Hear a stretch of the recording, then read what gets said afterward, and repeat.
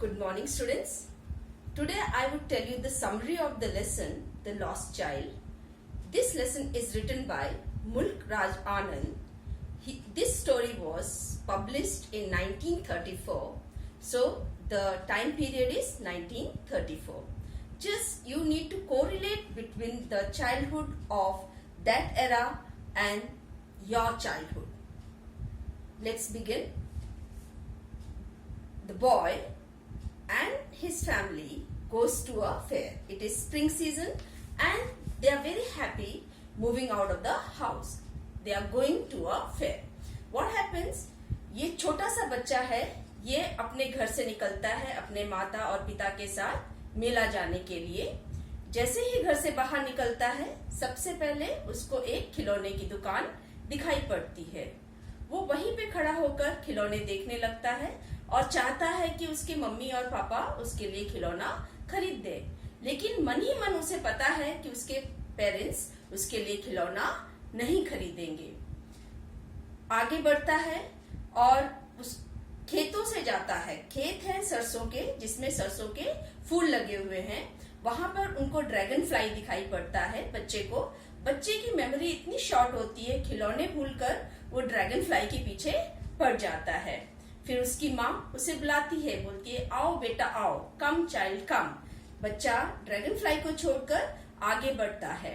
आगे जाते ही उन्हें एक बनियन ट्री, बरगद का पेड़ मिलता है।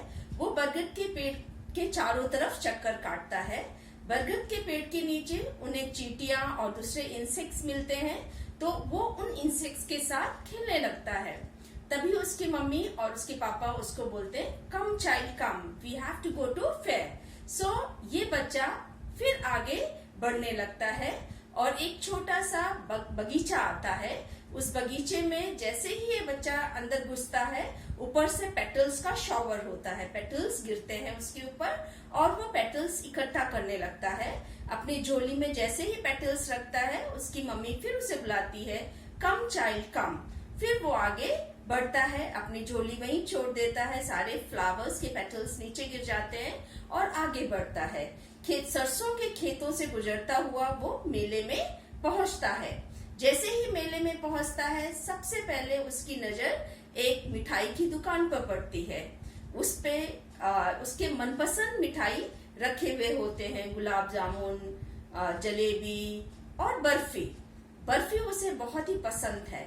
वो मन ही मन बोलना चाहता है कि माँ मुझे बर्फी लेकर दे दो, लेकिन उसके कहीं पता है कि उसके पेरेंट्स सोचेंगे कि वो बहुत लालची है और इस कारण वो जोर से नहीं बोल पाता और आगे बढ़ जाता है।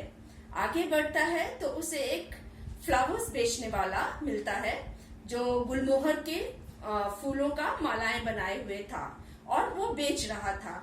वो गुलमोहर के फ्लावर्स खरीदना चाहता है, लेकिन फिर उसे मन में पता है कि उसके पेरेंट्स उसको खरीद के नहीं देंगे, क्योंकि वो कहेंगे ये फूल बहुत सस्ते हैं। इसलिए वो अपने पेरेंट्स से उनके लिए डिमांड नहीं करता है और आगे बढ़ जाता है।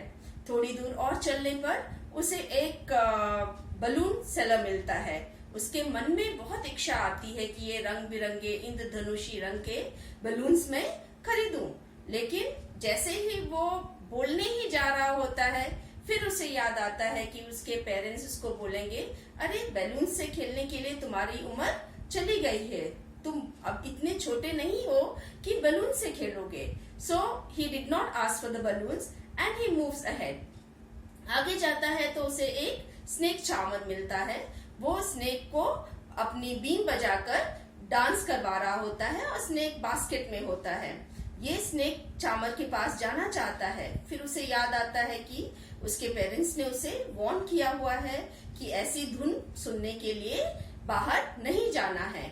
इसलिए फिर वो उस स्नेक चार्मर से भी दूर हो जाता है और आगे बढ़ता है अपने पेरेंट्स के साथ। आगे जाके उसको एक जाइंट व्हील मिलता है, जिसमें वो झूला झूलना चाहता है। अब वो अपने मन की इच्छा को दबा नहीं पा रहा और वो जोर से कहता है मम्मी मुझे इस झूले पे झूलना है, पापा मुझे इस झूले पे झूलना है। जैसे ही ये बोल के वो पीछे मुड़ता है, देखता है उसके मम्मी और पापा उनके साथ नहीं है, वो मेले में खो गया है। वो घबरा जाता है, आगे बढ़ता है, भीड़ में मंदिर की तरफ बढ़ता है। वो देखता है वहां बहुत सारे लोग हैं, लेकिन वो उसकी हाइट बहुत कम होती है, वो लोगों के कदमों के पास में रहता है। फिर उसको एक श्राइन मिलता है, श्राइन के पास जाके वो बैठ जाता है और जोर जोर से रोने लगता है, मुझे मम्मी चाहिए, मुझे पापा चाहिए, आई वॉन्ट माई पेरेंट्स।